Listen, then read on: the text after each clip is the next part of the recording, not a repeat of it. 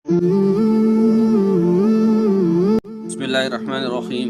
عن علي بن أبي طالب رضي الله تعالى عنه قال رسول الله صلى الله عليه وسلم إذا كانت ليلة النصف من شعبان فقوموا ليلها وصوموا يومها فإن الله ينزل فيها لغروب الشمس إلى السماء الدنيا فيقول ألا من مستغفر لي فأغفر له ألا مسترزق فأرزقه ألا مبتلا فأعافيه ألا كذا وكذا حتى يطلع الفجر.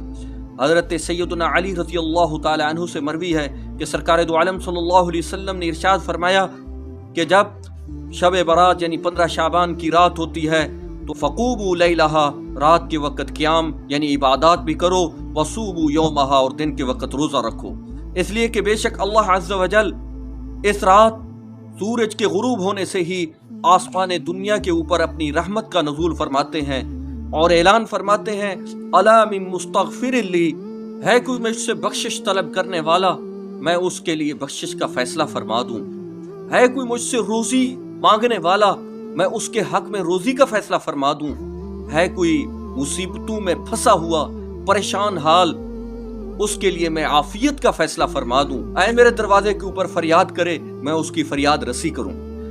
اس طرح ساری رات اعلان ہوتا رہتا ہے حتیٰ کہ طلوع صبح ہو جاتی ہے۔ ناظرین محترم، 15 شعبان والی رات کن عبادات کو اپنا معمول بنانا چاہیے؟ سرکار دو عالم صلی اللہ علیہ وسلم نے اس حدیث کے اندر بھی ارشاد فرمایا کہ جب رات ہو تو اس کے اندر عبادت اور قیام کریں۔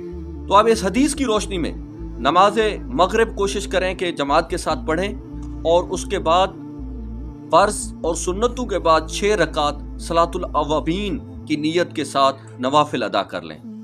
عشاء اور فجر کی نماز با جماعت ادا کریں۔ سرکار دو عالم صلی اللہ علیہ وسلم نے ارشاد فرمایا ہے کہ جس نے عشاء اور فجر کی نماز با جماعت ادا کر لی گویا کہ اس نے ساری رات عبادت میں گزار لیا۔ اس بات کا خصوصیت کے ساتھ اہتمام کریں کہ اپنے گناہوں کی توبہ کریں، تاکہ اگر کسی قسم کی غلطی کوئی گناہ ہو گیا ہے تو آئندہ نہ کرنے کا عزم مصمم کر لیں۔ یا اہل العالمین، اللہ کے حضور گڑ گڑائیں، اپنے گناہوں کی معافی مانگیں، توبہ کریں اور آئندہ کے لیے عزم مصمم کر لیں میں کسی قسم کا کوئی گناہ نہیں کروں گا۔ اگر کسی کے ساتھ کوئی لڑائی جھگڑا ہو گیا ہے، کسی کی دل شکنی یا دل آزاری کا آپ سبب بن گئے ہیں تو اس کے پاس بھی جا کر معافی مانگ لیں یا ان کو فون کر لیں۔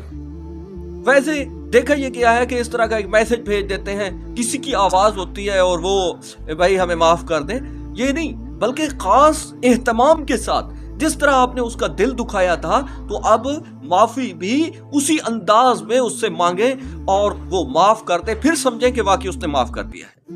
ویسے کوئی فارورڈڈ میسج آ جاتا ہے اور اس کو آگے بھیج دیا جاتا ہے، ان میسجوں کے اوپر اعتبار نہ کریں بلکہ اس کے دروازے کے اوپر چل جائیں اور اس سے معافی مانگ لیں، یا فون کر کے یا وائس میسج کر کے اس سے معافی مانگیں۔ جب تک کہ وہ معاف نہیں کرے گا اس وقت تک یہ معاف نہیں ہو۔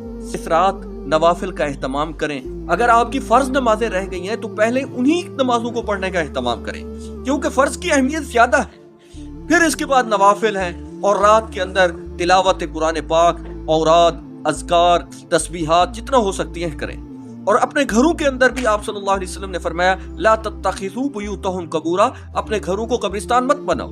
تو کوشش کریں کہ انفرادی عبادات اپنے گھروں کے اندر نوافل کی صورت میں، عبادات کی صورت میں کریں، تاکہ گھر کے اندر انوارات و برکات کا نزول ہو، اللہ تعالیٰ کی رحمتوں کا نزول ہو۔ سیدہ عائشہ صدیقہ رضی اللہ تعالی عنہا کی روایت میں آتا ہے کہ آپ صلی اللہ علیہ وسلم جنت البقیع جو قریب ہی قبرستان تھا مدینہ المنورہ میں، وہاں بھی تشریف لے گئے رات کو۔